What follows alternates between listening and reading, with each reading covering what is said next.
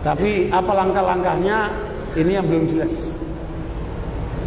Tetapi dari realitas kenyataannya sangat memprihatinkan. Ini adalah buku Syiah untuk membantah buku MUI. MUI mengeluarkan peringatan waspada terhadap pesatan Syiah. Oleh kalangan Syiah dibantah. Syiah menurut Syiah dikeluarkan oleh Ahlul Bait Indonesia, ormas Syiah resmi. Tetapi sayangnya dikasih sambutan oleh Menteri Agama. Ya, Menteri Agama kita ngasih sambutan justru membelain Syiah. Ada apa ini? Sementara buku MUI nggak dikasih pengantar oleh Menteri Agama. Aneh kan? Harusnya Menteri Agama melindungi umat Islam dari pengaruh Syiah. Tapi justru yang terjadi Menteri Agama membelain Syiah. Ada apa ini? Ini data ini. Sambutan Menteri Agama. Bahkan di Departemen Agama terakhir acara Syiah diresmikan. Belum pernah dalam sejarah Indonesia acara Syiah diresmikan oleh Departemen Agama, belum pernah. Baru sekarang. Belum pernah ulama-ulama Syiah bicara di Istiqlal. Baru sekarang. Mereka sudah mulai bicara di Istiqlal.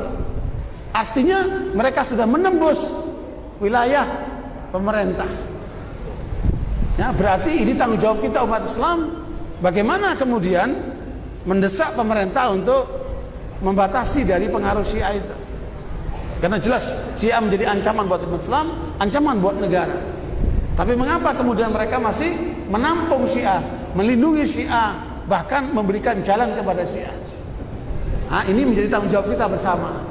Ya, kita terus berjuang, meyakinkan pemerintah, kemudian mengungkap tentang bahaya mereka. Bahkan, ini rahasia penting, khusus untuk warga Tulungagung dan sekitarnya, bahwa ada tokoh Syiah yang kemarin sadar menjadi Sunni, mengungkapkan data bahaya sekali.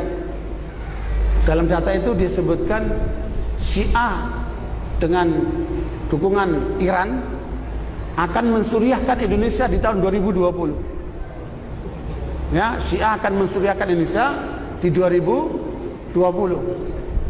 Nah, mudah-mudahan ini tidak terjadi. Tetapi dengan data ini kita harus menjadi waspada, ya, atas gerakan mereka ini.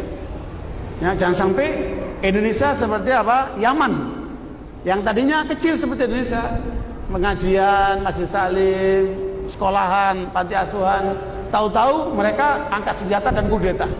Itu di Yaman. Ya, begitu pula sebelumnya di Bahrain, tapi gagal. Begitulah mereka kemudian melawan dengan senjata di Pakistan, di mana-mana seperti itu. Dan ini tidak boleh terjadi di Indonesia. Makanya sebelum mereka menjadi besar, harus apa? Kita tutup pintunya. Ya, makanya penyadaran kita selama ini seperti ini adalah tujuannya untuk membentengi umat Islam Ahli Sunnah dari pengaruh Syiah. Mengapa? Karena yang disasar Syiah Ahli Sunnah. Jadi Syiah selalu datang ke tempat-tempat Ahli Sunnah untuk mensyiahkan Ahli Sunnah. Harusnya bukan begitu. Kalau mereka mau dihargai, jangan mensyiahkan Ahli Sunnah. Syiahkan itu orang Hindu, orang Kristen, terserah kalian. Tapi jangan mensyiahkan Ahli Sunnah. Ketika mereka mencoba mensyiahkan Ahli Sunnah, kita akan hadapi mereka. Karena kita berkewajiban melindungi Ahli Sunnah wal Jamaah dari usaha penyesatan mereka itu. Makanya masyarakat Muslim Ahli Sunnah harus menjadi waspada, care terhadap masalah ini. Jangan acuh tak acuh. Sebab kalau kalian acuh tak acuh, jangan salahkan nanti kalau kemudian anak-anak kalian akan menjadi sasaran mereka. Ya, makanya kita semua harus bahu-membahu melindungi Ahli Sunnah wal Jamaah dari segala upaya penyimpangan seperti ini. Karena ini dibaliknya negara ini, bukan main-main ini. Gerakan mereka sangat masif. Lihat data-data tadi kan, mereka sudah masuk kemana-mana, bahkan sudah masuk ke TNI, ya, sudah masuk ke lembaga-lembaga negara. Kalau ini tidak diwaspadai, jangan-jangan apa yang mereka rencanakan di 2020 akan terjadi. Mudah-mudahan tidak terjadi. Makanya perlu kewaspadaan kita bersama. Ya, saya tidak nakut-nakuti, tetapi ini adalah peringatan dini untuk kita lebih waspada.